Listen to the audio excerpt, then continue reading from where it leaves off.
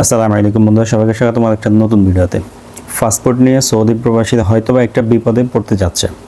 আমরা জানি না এটা কতটুকু কার্যকর হয়, তবে এখনও পর্যন্ত যতটুকু খবর পাইছি অনেকেই ঝামেলা পড়ে গেছে। ঝামেলা কি এটা নিয়ে বিস্তারিত আলোচনা করবে এবং কীভাবে এটা সমাধান করবেন এটা নিয়ে কিছু পরামর্শ থাকবে, এই কারণে সম্পূর্ণ ভিডিওটা দেখেন। তো আমার হাতে পাসপোর্টটা দেখতেছেন, এটা হচ্ছে আমার একটা এমআরপি পাসপোর্ট, অর্থাৎ মেশিন রিডেবল পাসপোর্ট, যেটা বাংলাদেশে হাতে লেখা পাসপোর্টের পরে কিন্তু আসছে, আমরা সবাই জানি।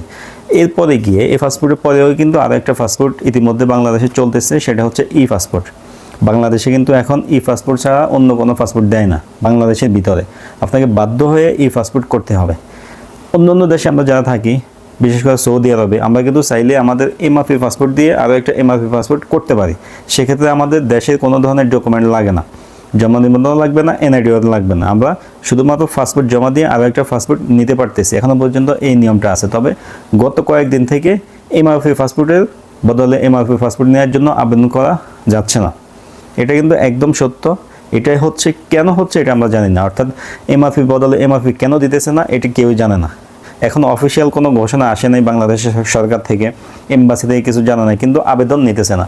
যদি আল্লাহ না করুক এরকম হয়, এমআরপি বদলে এমআরপি বাংলাদেশে যেরকম বন্ধ, সৌদি আরবে এরকম বন্ধ করে, তাহলে কিন্তু অনেক মানুষ বিপদে পড়ে যাবেন। কারণ কি, এখনও আমি ব্যক্তিগতভাবে দেখছি, কথা বলছি, এরকম অনেকে আছে যাদের দেশে এনআইডি কার্ডও নাই, জন্ম নিবন্ধনও নাই, এরকম অনেকেই আছেন।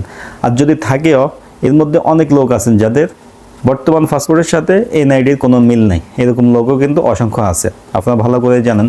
তো যদি এরকম হয়, এমআরপি বদলে এমআরপি না দেয়, বাধ্য হয়ে আমরা ই পাসপোর্ট করতে, সেক্ষেত্রে আমরা ঝামেলা পড়ব। তো এই ঝামেলা পড়ার আগে যদি আসলে এই ধরনের কিছু হয়, আপনি কিভাবে ঝামেলা থেকে বাঁচতে পারেন, এটা নিয়ে কিছু পরামর্শ আমি দিতে চাই। প্রথমত, আপনার পাসপোর্ট এখন কোনটা আছে এটা দেখতে হবে। যদি এমআরপি হয়, তাহলে দেশে আপনার এনআইডি কার্ড আছে কিনা সেটাও আপনি খেয়াল রাখবেন। যদি আপনার এনআইডি থাকে, তাহলে তো সমস্যা নেই, আপনি ই পাসপোর্টের জন্য সহজে অ্যাপ্লাই করতে পারবেন। তবে সৌদি আরবে থেকে কিন্তু এনআইডি ছাড়া শুধুমাত্র অনলাইন জমা নিবন্ধন দিয়েও ই পাসপোর্ট করা যায়, সমস্যা হয় না। তবে সবথেকে বড় সমস্যা হলো আমাদের পাসপোর্টের তথ্য। যদি এরকম হয় আপনার এনআইডি এমআরপি পাসপোর্টের সাথে এনআইডি বা জন্ম নিবন্ধনের মিল নেই, বয়স বা নাম সংশোধন আছে, সেক্ষেত্রে ঝামেলা পড়ে যাব। সৌদি আরবে ভিতরে থেকে পাসপোর্ট সংশোধন করলে কিন্তু আমাদের কোনো লাভ হয় না, আমরা সবাই জানি। সংশোধন করলেও আমাদের যাওয়া সিস্টেমে আপসিরে আগে তথ্যই থাকে, তাহলে সেক্ষেত্রে কী হবে, আপসিরে এক তথ্য, আমার পাসপোর্টে আরেক তথ্য, আমরা যে কোনো জায়গায় গেলে ঝামেলা পড়তে পারি। এই কারণে এখনই আপনাকে সিদ্ধান্ত নিতে হবে আপনি কী করবেন। যদি আপনার এমআরপি হয়, এই পাসপোর্টে কিন্তু আপনি একদিন না একদিন যেতে হবে।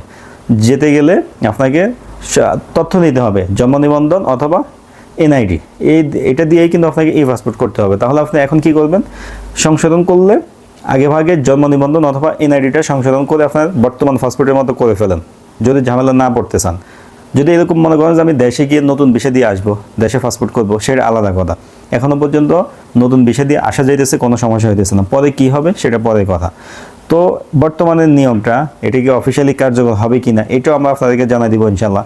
তবে আপাতত এটাই বলতেছি, আবেদন গ্রহণ করতেছে না, হয়তো বা কোনো সিস্টেমের সমস্যা, আশা করতেছি এরকম কিছু হবে না, হইলে অনেকে ঝামেলা পড়ে যাবেন।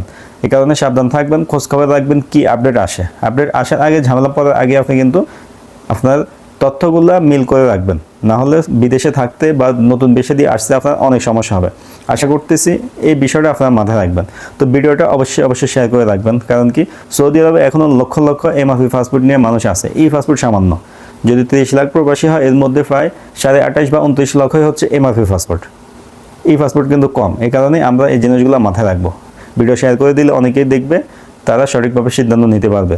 ভিডিও ভালো লাগলে লাইক দিয়ে দিবেন। এই বিষয়ে, অর্থাৎ পাসপোর্ট সংশোধনের বিষয়ে কী আপডেট আসে জানার জন্য অবশ্যই চ্যানেলে সাবস্ক্রাইব করে রাখবেন। দেখা হবে নতুন ভিডিওতে। আজকে এ পর্যন্তই, আল্লাহ হাফেজ।